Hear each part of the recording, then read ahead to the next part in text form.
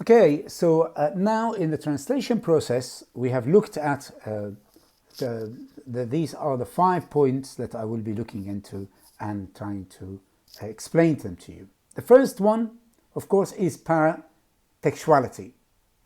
And in the paratextuality, what we will have to do, we'll have to look at what's called peritext and epitext. Peritext means images, textual elements that are secondary to the text, such as introduction notes, covers, front covers of books.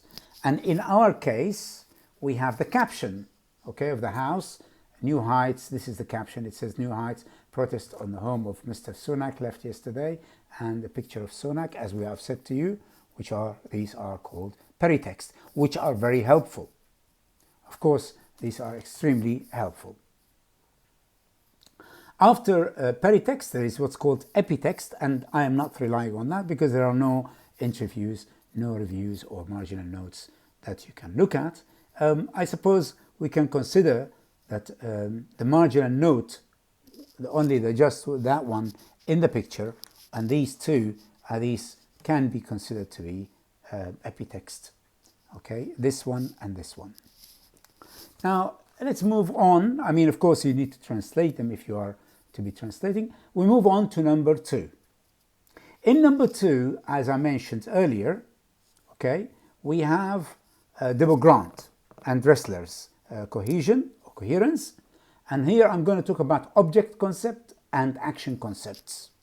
And these are important.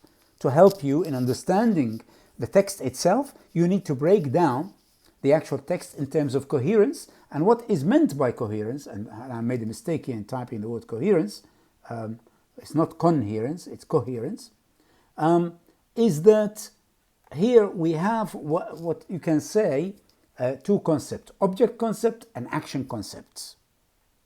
And of course there are event concepts and situation concept as well, but I'm not going to go into that in order not to make it very complicated for you. I want to make sure that you understand these main ideas here. So, for example, in the object concept, you have the nouns. And in the nouns, there are 2 types of nouns. Nouns that are names of participants and actual people, or it could be inanimate nouns. They're not proper nouns either. This is for the nouns, and then we've got the pronouns. And in these we have this big oil, Sunak stunt. This is the heading or the title, and the word the stunt. Okay, it's a noun. Security experts is a noun. Politicians of all parties, also another. Rooftop eco protesters, which is in the subheading. Eco protesters, the group in hard hats and carrying ladders, the 5 people. And Greenpeace activist Philip Evans. All of these are nouns. There will be also these nouns. Most of them are for the participants, apart from the word stunt.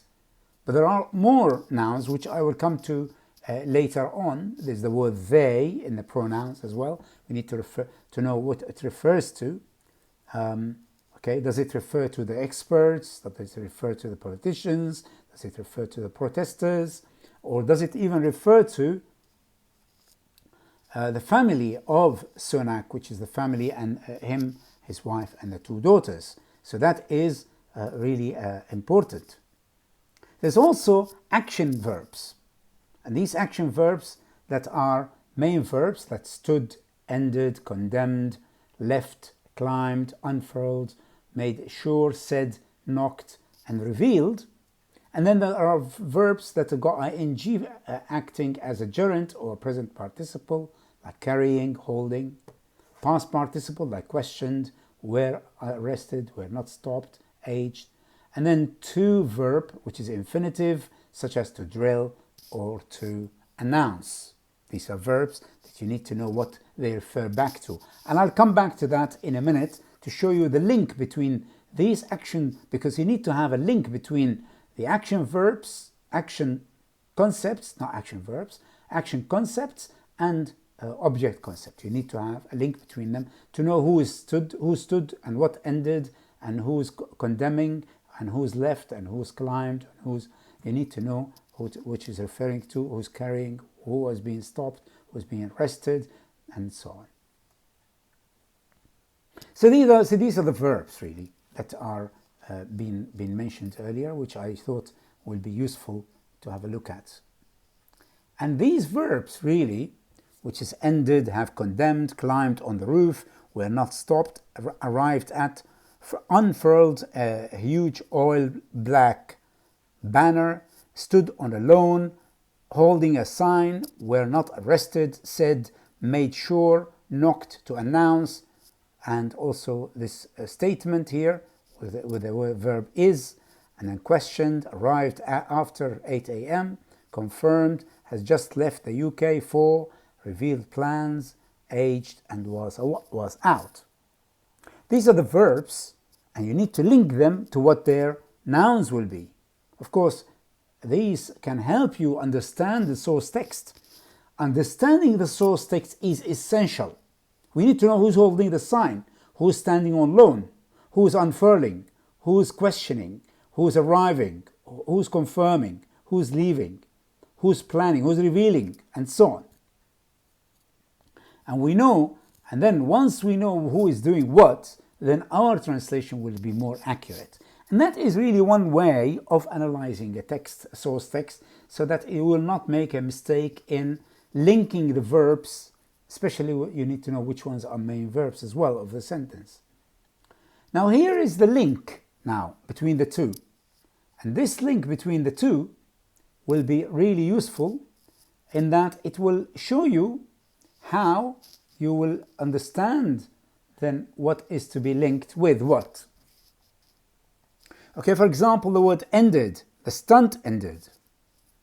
And then the security experts and politicians of all parties have condemned. So it's actually the who's condemning? It's the politicians of all parties and security experts. And security experts, of course, are not the police here. They're not. They're not the police. They're talking about some other experts from other agencies, perhaps. You know, like, for example, perhaps from the intelligence service or whatever. They need to know other agencies. They need to know why there is they're condemning this kind of breach, really. And then you have rooftop eco protesters. What are they doing? They are the ones who are climbing. And they are the ones who are not stopped. They are the ones who arrived at. They are the ones who unfurled. They are the ones who stood on, some of them. They are the ones who are holding a sign. They are the ones who were arrested. This passive voice, later. One of them said, okay, they are making sure. They knocked to announce, and one of them stated this. So all of these verbs are linked to these ones. So in actual fact, the group here are very much close to each other. Okay, this is only just a name, specific name of one of the team and the others. So they're called the 5 people, and they're called the group, they're called the eco-protesters, and they're called rooftop eco-protesters. And one of them is called Greenpeace activists, but they are all activists, really. So we can actually shift the activist issue and make it to the 5 activists. We can say that from Greenpeace. Greenpeace is the political party. But of course, Greenpeace here is another cultural item which you have to be careful about. And I will mention cultural items later on, and I might miss it here, and that I haven't mentioned it in the other place. But these are the object nouns or object concepts, and they are all nouns. But what is so interesting is that the word here, the top, this Despicable boil. Of course, it's difficult because it's morphologically, but we'll talk about the morphological element in a minute. But here we've got Sonak stunt, and here it can mean 2 things. It can mean that it is Sonak who's doing a stunt, or somebody is doing on the house of Sonak. the stunt. So they are stunt. The stunt is not by Sunak, but it's against Sunak. That is the idea. And here is a little bit of ambiguity in the translation when you are translating. But because it's a heading, and of course I said to you before that headings, you should always you should translate them last. Then we come to police security and police and North Yorkshire police. All of these are to the same, means the same thing. They are questions, they arrived at, and they confirmed. All of these three verbs. And then we have Sunak, Rishi Sunak. Okay, we have the Prime Minister, we have his wife and 2 daughters, and we have the family. All of these these are participants in the actual object concepts. These are participants. And these participants, we need to identify them. We need to be aware as a cultural package, if you like, that Rishi Sunak is the Prime Minister. And Rishi Sunak, it's his wife and 2 daughters. And they're not the wife and the daughters of Philip and Evans, for example. Or wife of daughter of one of the protesters. And then the family, which is referring to Sunak. And what emphasizes the idea of the word family is the word home. But if you can look at the word home, which is used in